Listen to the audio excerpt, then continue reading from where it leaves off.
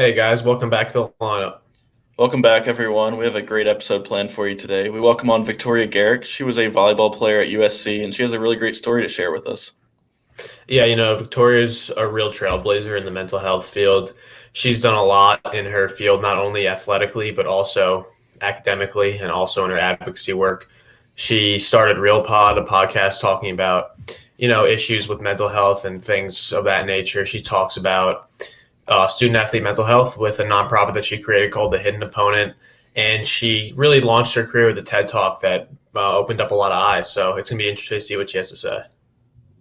And now we welcome on Victoria Garrick. Hey, Victoria, how you doing? Good. Thanks so much for having me. I'm excited to be here. Yeah, thanks for joining the show. We're happy to have you and happy to share your story here. Thanks. I'm excited. So how you hanging in there with the coronavirus? How's everything in Cali?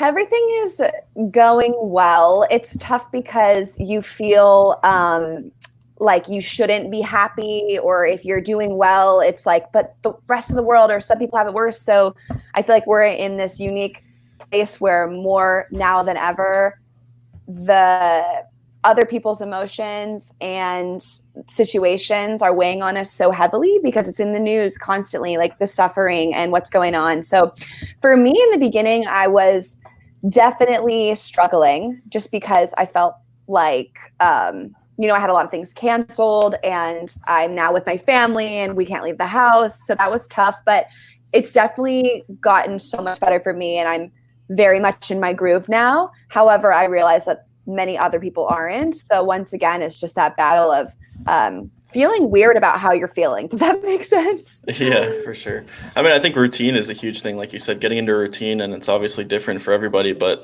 once you can get into that routine, I think that's a huge thing of it's new for everybody, but that's a big thing of just building structure during this time. Exactly. I'm not that clean usually, but my bed in my room has been like pristine the past 2 weeks. Just because that has been my routine. It like helps me stay sane if my room looks clean. So I totally agree. So we can jump right into it here. I mean, if you want to start with talking a little about your playing career, maybe high school into USC and, how volleyball went for you. Yeah. So I started playing volleyball in middle school and I started playing club volleyball in 8th grade. And that's kind of late to volleyball for the volleyball world. Usually people start around 11 and I started around 14. And it was just a sport that I really loved to play. I played multiple sports in middle school.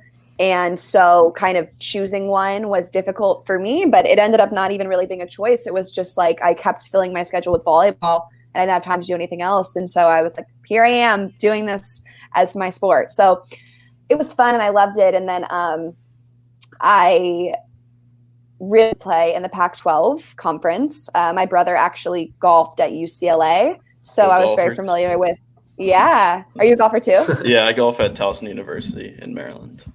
Oh, that's awesome. I love golf. I mean, I am obsessed with the sport. When people are like, it's boring or they're not athletic, I'm like, you want to fight. Yeah, I love golf. But so I was very familiar with the Pac-12 and I just was very infatuated with USC. I just loved USC volleyball. I loved watching the team play. I loved the school. And that is sort of where I had my sights set. However, I wasn't necessarily like one of the top recruits. I wasn't, getting like 5 stars on some portal. We didn't really have that. And I wasn't, on those lists. And so was on a good club team. I kept training. My sophomore year went on an unofficial visit to USC. So I had been emailing them and I went to campus and they brought me around the school and I got to meet with the coaches. And from that point on, sophomore year of high school, I was like, I really want to play here. And them showing that interest made me even more so want to do it. And then my junior summer, I got the opportunity to be a walk-on. So I was a recruited walk-on where basically you go through the same process as everyone else, but you're not on scholarship because there's like 2 ways you can be a walk-on. The more traditional way is you just knock on the coach's office and are like, hey, I go to school here and I used to play lax. Can I try out? But for me, I was a recruited walk-on. So they recruited me under the agreement that I wouldn't have scholarship money, which is actually pretty common in the volleyball community. But anyways, yeah, so that's how I got my start at USC. And that said, I didn't have a lot of expectations put on me necessarily, because the other girls in my recruiting classes were on full rides and they were on those lists. So I was sort of the underdog per se, but I was just very excited to be going there. Yeah, of course. So what was it like being a walk-on when you stepped on campus and there were all those recruits coming in? And did you feel like you belonged? Like, what were the feelings going through your head when you were going through that experience? I definitely felt like, oh my gosh, what if they treat me differently? Or what if the girls don't think I'm as good, or they don't include me because I'm not on scholarship? But I was so happily surprised to see that it was absolutely a non-factor. I mean, no one asked about scholarship money. No one, it wasn't something that affected how people treated me. And that was really cool, just because I think going to a school like USC, you're wondering, are these girls going to be like, oh, I was the best in my state, like I have a full ride, maybe they're going to think differently of me, and they didn't. And so that gave me a lot of confidence in the very beginning to feel like I was a part of this team and the girls really liked me and it didn't matter. So I definitely had those thoughts going in, but then once I got there, I realized it was a non-issue, which I'm very grateful for, because it's not always the case. Yeah, that's awesome. I mean, playing at that highest level of Division I certainly comes with a lot of pressure. How did that maybe affect your mental health, or if you want to talk a little about, how in general your mental health was throughout your college process? Yeah, so when I first got started playing with the team, it was just sort of a dream for me to be there and to be on the team. So it was very exciting for me, and everything was like the best day of my life. And then, the first game of my freshman year came and I was a part of the starting lineup. And that for me was something that was obviously so exciting, and I felt so proud of myself, whatnot. But then sort of once I kind of got into that role, I was like, oh, wow, okay, there's a lot of pressure. I have to play well every day. We have to win. Like, I'm contributing. It's like a blessing to be playing on a team in college, but then at the same time, there's that pressure because you have control over how the team's going to do. And so I just started to really feel that way on me.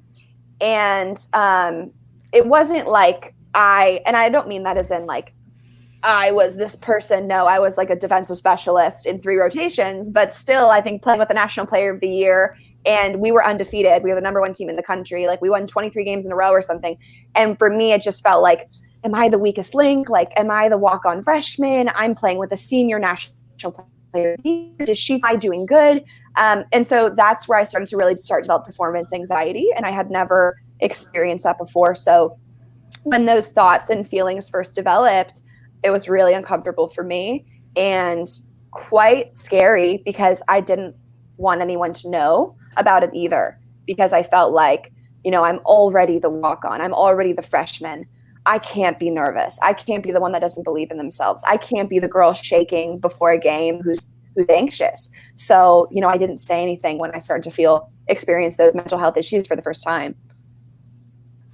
Yeah, I mean, I could definitely relate to that.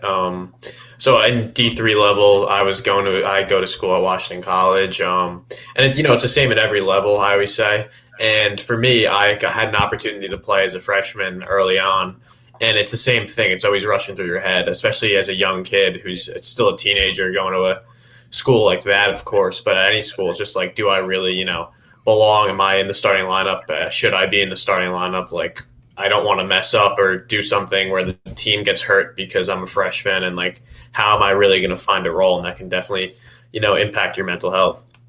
Yeah, the imposter syndrome is real for sure. And I think it's something I still deal with to this day. But I especially think that was hugely what contributed to my sort of, not the demise of my mental health, but my performance anxiety really starting to kick in, because I had all this doubt about if I was even supposed to be where I was. And then on top of it, all this pressure to always feel like I was playing well. And I got to a place where I was just losing all of my confidence. And that was difficult for me because I was such a confident athlete in high school. And, I always say this, like when I go on these talks and I meet these student athletes, I'm like, remember in high school when you just showed up, walk around, you were killing it, your parents were there, you did great. And then you get to college and all of a sudden it's like, where is that person? Because I can't stop thinking about the game the night before. I'm in warm up in my own head. I'm in the game, not even having fun anymore. And I just want to be the way I used to be. And so that's really what happened for me. And I think a lot of that also came from just the new level of play. I'm sure you guys can relate to this, but now you're getting coached up. You're a college athlete as opposed to a high school athlete. They're teaching you new technique. It's like, forget everything you did in high school. We're going to teach you something completely different and you have to learn it. And we have a game in a week. And so that everything freshman year just really sort of weighed on me. So how did maybe your social media, how did that tie into mental health? I know that's a big issue in society today, and especially going into college, a lot of people try to portray like that perfect social media. So if you could talk a little bit about how maybe your social media portrayed what the reality was, or maybe what not the reality was, and kind of go into that a little bit. Yeah. In the beginning, I used my social media as sort of a way to convince myself mostly, but also convince others that I was happy and I was having a good time.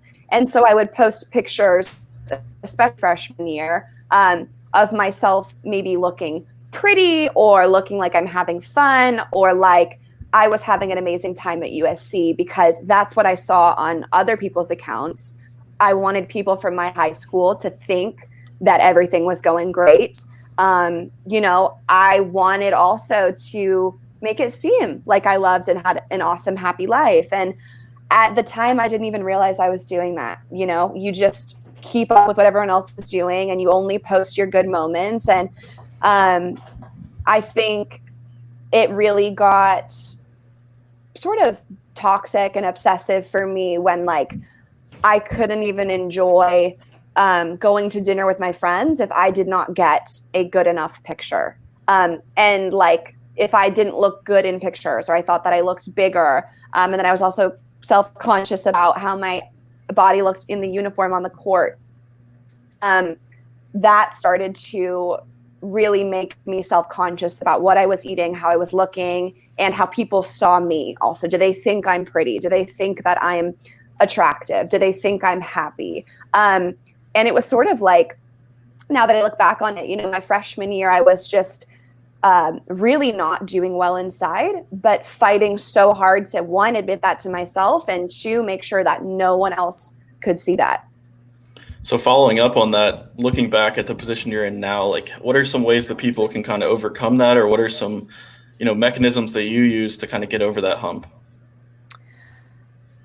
For me, I am someone who's very all or nothing, sort of. Like if I want to do something, I'm going ham on that and I'm 100% in. And so I just, after my sophomore year, no, it was during my sophomore year, I started to have all these realizations. That period in your life where you're having all these deep thoughts and you're like, why do humans exist? And how big is the galaxy?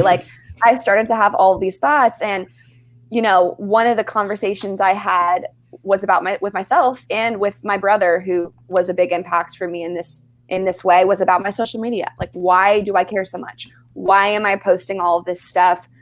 Why do I need to be happy and need to be skinny and need to be these things? And, I just completely made a switch. And literally it was overnight. I had posted this picture of myself in a bikini that was edited and so fake.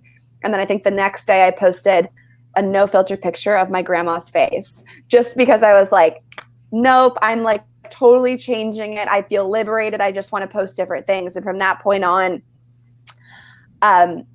just being real and honest about how I look, how I feel online is hugely important to me, because I also know that people are consuming my content and I don't want them ever to feel the way I did when I consumed the wrong content, if that makes sense. Yeah, of course. Social media I believe anyway, has a direct impact on mental health. I don't know, there hasn't been many studies on it yet, but I think there definitely will be, especially with you see there's a lot of increase in, depression and anxiety since social media has been coming out. And I think that for a lot of men, but also more particularly women, in general will see other girls. I notice, and like, do you think you're like comparing yourself to other girls? Like you see like Kylie Jenner and all these girls who have all these filters, and it's like, okay, that's how you're supposed to look. And I always feel like even with men working out, I'll look at like a workout post and I'll say, okay, like I'm not there yet. I need to get there. And like, it's good to have goals, but it's also to a point where you don't want it to become like an unhealthy obsession. You know what I mean? For sure, 100%. And I appreciate you saying that because it is something that guys do too, right? They're like, oh, I need to have more cut abs. I need to be bigger. I need to be stronger. And, that comparison is real, like I think in all aspects of our life. And it's especially emphasized online.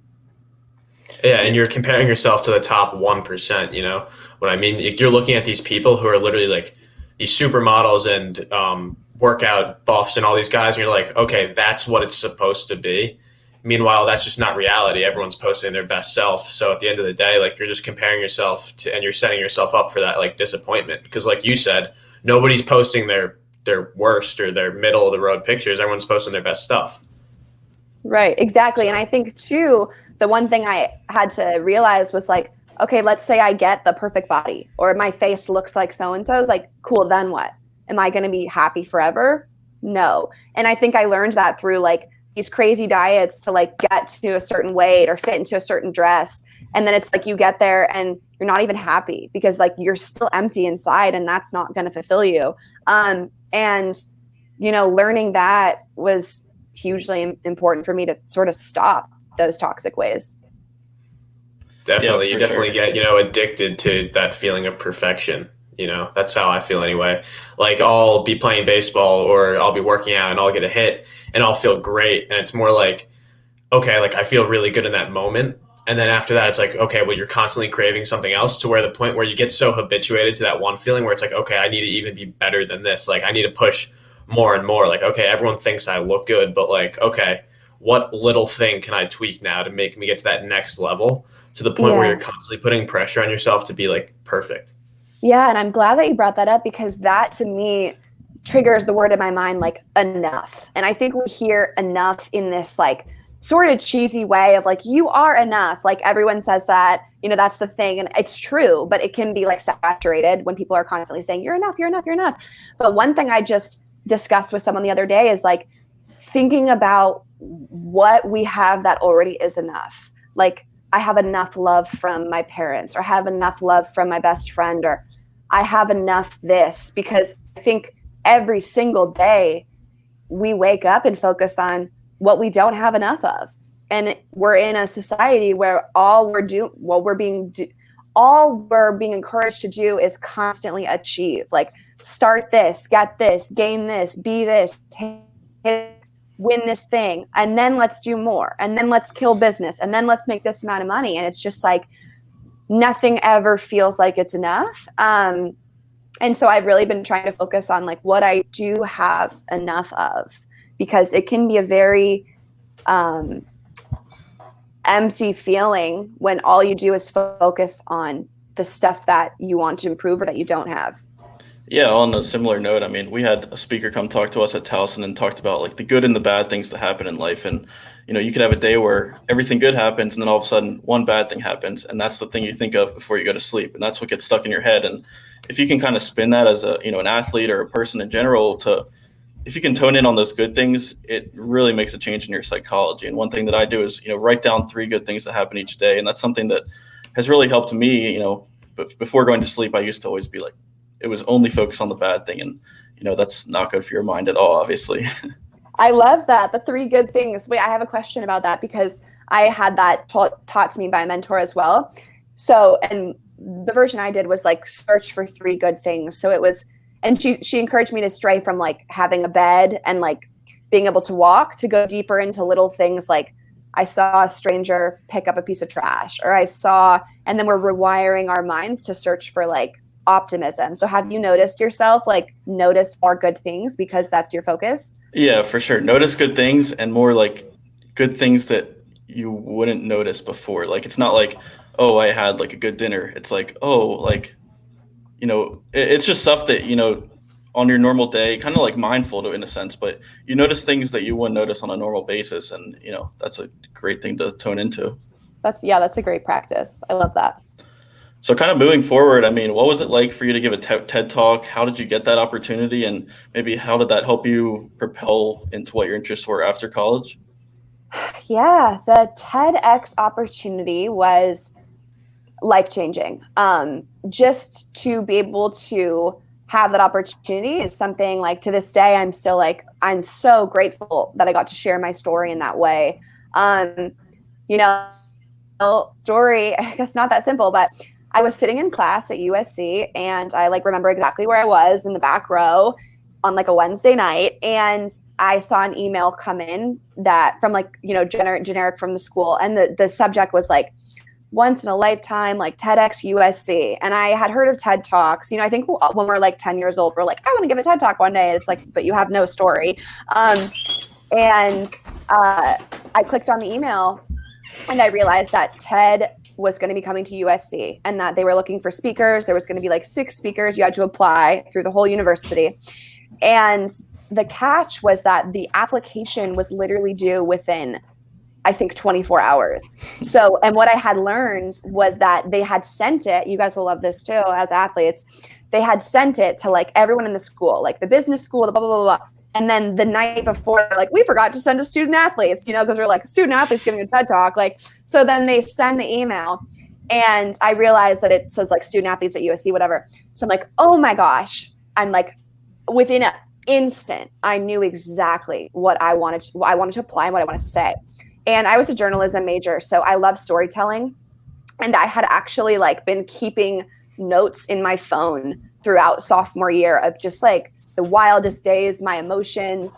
You know, the intro to my TED Talk, which is sort of like you have to wake up, you have to do this. Like that was based on an actual day in my life from the notes page on my phone. And so I applied, I got called back, and then actually after the first round of interviews, I got the email that said, thanks, but no thanks. And, you know, I kind of got the impression that there's been a lot of TED Talks on mental health. And to me, I was just like, oh, that's like a dagger, because student athlete mental health feels totally different to me. We don't talk about it.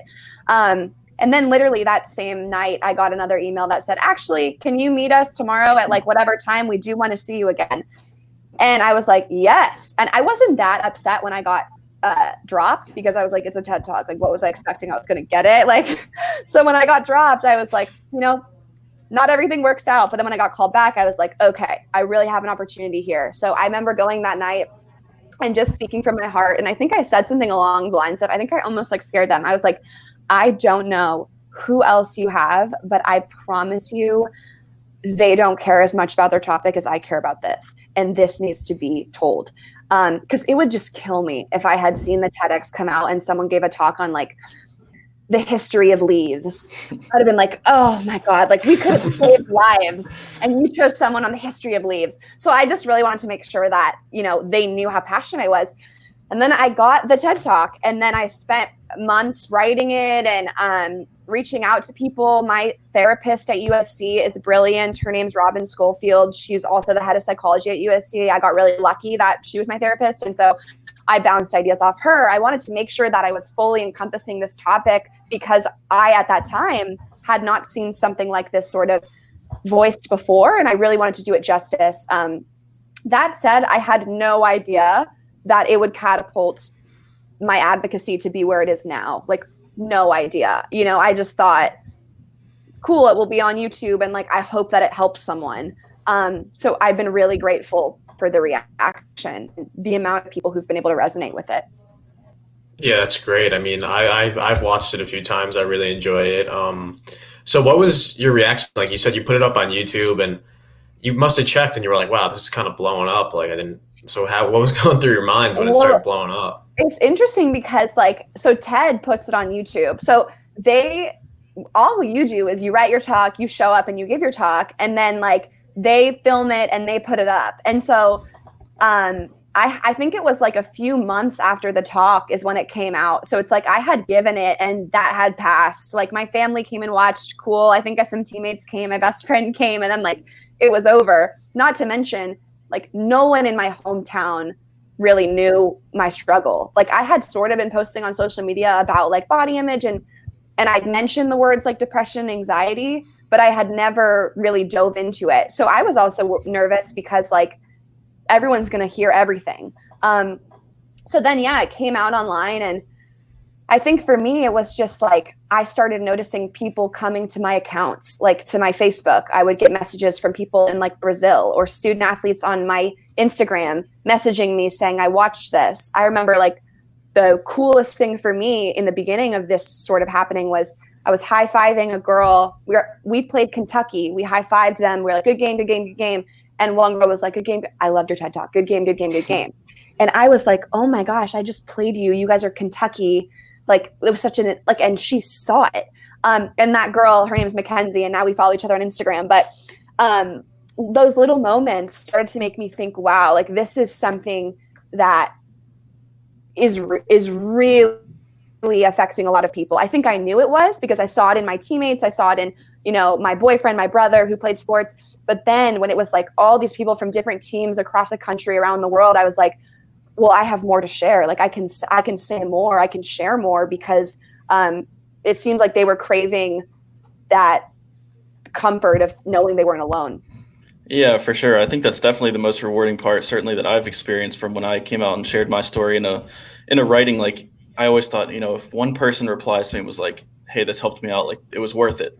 And then when you just get more and more people that are like, hey, this is awesome. Like, hey, I'm experiencing the same thing. Like, it's like, whoa, like I just wrote this for like myself. And then it's like it's blowing up. It's kind of crazy. Yeah. And when someone says like this changed my life or what, it's hard to even understand. But one thing I want to give credit to you guys too is like, it's so freaking badass to just be on a podcast right now with two male athletes, just like leading a conversation on mental health. That is so cool. It's so cool. So you guys, it's really inspiring and it's awesome. And I'm glad that there's male athletes, student athletes, like really trying to champion this too, because it affects men the same way it affects women. I mean, we're not immune to it based on like our gender. Thank you. Yeah, you know, we always talk about masculinity. A lot of guests we've had on who are men, we always talk about, okay, well, what does masculinity mean to you? How does your sports team define that? And kind of why is it toxic for men to talk like this? Because, you know, I think it's just kind of generation after generation you hear, you know, be a man, don't cry, don't do this, don't talk about your feelings, be stoic and stern. And when you talk about your feelings, I feel like for my experience in particular, it's opened up to a lot of my teammates talking about what they're going through. And it also shows that, yeah, exactly. Like everyone's human. You're no different if you're a girl or a guy or whatever. Everyone goes through something, and you shouldn't have to bottle that up inside because then it just ends up like being destructive. Definitely. It's so cool what you guys are doing, really. Thank you. So do you want to talk a little bit about the hidden opponent and kind of what plans you've had going forward after you graduated and after the TED Talk? Yeah, for me, I just kind of noticed that, you know, people were interested in my story and, you know, following that. And then I would go to these schools and speak, and I would meet hundreds of student athletes who also had stories and also wanted to be in a community and also wanted to participate. And, you know, I just thought like, okay, how can I sort of make this community, like this sense of comfort that we feel when I'm on campus talking to someone, how can we make that last? And so, and also more importantly, how can we get other people's stories heard?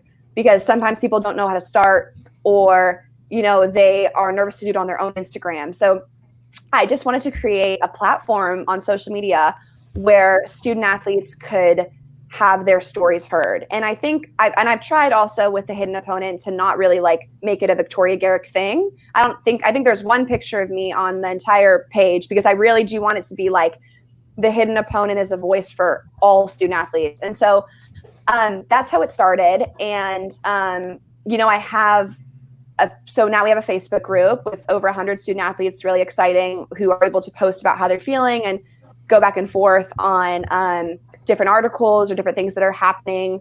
But now for me, like I really want to think about how I can make this stronger, continue to build it out, and figure out the best way to help and support. And something I also want to do is like more tangible work with like rule changing. Like, let's get the support necessary from the NCAA. Let's get these things done. And I also feel like building a community of student athletes who all want that as well, and who can all share their experiences and stories.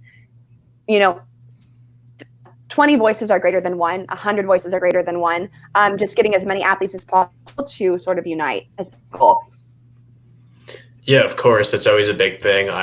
My favorite part of what I do with Open Mod Gym is people reaching out, asking like, oh, can I share my story? Can I share my story? Because that's really rewarding, because, I'm not looking for, I'm not asking them directly. They're coming to us to get their story out, which is means the world to get somebody else really willing to share their story. So, that's awesome. I totally agree. Yeah, that's incredible. And it's great to have all these student athletes who want to be vocal about it now, right? They're like, I want to share my story, which is such a change from, 4 years ago. So you talked a little bit about the NCAA and making a change. And I think that's what goes through a lot of people's mind is hey, we want to make a change, but they don't know how. What can we do? What are some advice, or not advice, but what are some options that you see as maybe a solution to this? I know budget issues is an issue for some schools, but what are some ways that we could kind of help normalize this or make it more of a everyday thing? I encourage all student athletes to use their voice and speak their mind, and sort of, demand in a respectful way, demand what they deserve as mental health support and care. And, I get a lot of student athletes saying well, we don't have enough counselors. We don't have enough this. And I'm like, well, who do we write a letter to? Whose door can we knock on every Monday? Get a person from your team. Each Monday, someone from the team is going to go knock on the door, say, hey, reminding you, we want a counselor. Next Monday, someone comes. And, that there's a lot of power in that as being maybe the baseline for what we can do, right? I think in the media, we see people protesting, we see all these marches. We can use our voices to talk to our administrations about what we need. And, it was really special. One of my last schools I visited, there was a team who said that their culture and their coaching environment was, for lack of a better word, pretty terrible. And this had been happening for years and years and years. And they were just people quit. This is so brutal. No one's listening to us. And they didn't say no one's listening to us. They said no one is noticing and firing or handling the situation. I said, well, have you guys done anything? Have you told them? They're like, well, we did once. I'm like, well, let's do it again. I'm like, why don't you all write a letter, sign it, drop it off on the desk, and then do the same thing with the same letter the next day? Long story short, after 3 weeks of leaving this university, they had a new coach. And it just goes to show the athletic director is going to care about you and their student athletes. And I think using your voice is so important. And we shouldn't underrate that as something that's, just talking about it's not going to do anything. Because you can get a lot of people talking about it and then asking and expressing how they're feeling, then the good athletic departments should notice that and respond accordingly in the best way that they can. Yeah, exactly. Athletic departments always want to help their student athletes. I know when I went to my athletic department at first, I had a conversation with them. I expressed my interest, and we had a couple speakers come in first. And then ever since then, they've constantly been pulling for this. They're like, okay, when's the next person coming in? When can we keep pushing this? Because they really do want to help the student athletes. It helps the whole department. It helps the athletes. It helps the coaches. It helps everyone. So, yeah, exactly. That's great. Yeah, similar thing at Towson. They've been great as we started programs for mental health awareness and getting us resources, which is awesome. So I'm glad you said that. But one more follow-up question for me kind of before we wrap up here is, what advice would you give to people coming into college or, walk-ons about what the college experience is like, or what people struggling with mental health, what advice can you kind of share with people? I think the biggest piece of advice I would give is to just be really open and willing to receive everything that comes your way. Because when I went to college, I was very I know what I want. I know who I am. I don't need to learn anything. I'm going to blah, blah, blah, blah, blah. And then it was whoa, I was hit with this, and this was different, and this didn't turn out the way I wanted, and I had a coaching change and a teammate this. And so I think just going with the mindset of, okay, I worked really hard to get here.